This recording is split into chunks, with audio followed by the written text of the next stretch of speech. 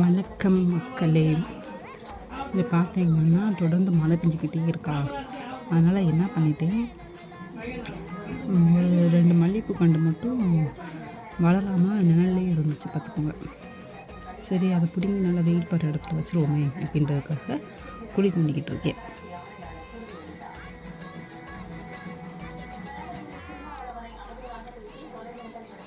அது நிழல்லே இருக்கிறனால வளரவே மாட்டேங்குது பார்த்துக்கோங்க.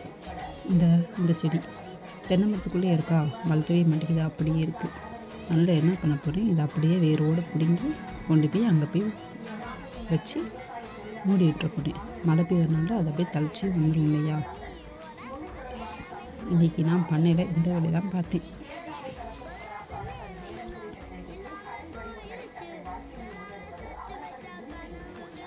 மழை பெய்கிற டைம் நட்டு வச்சோம்னா செடி ஈஸியாக தளிச்சு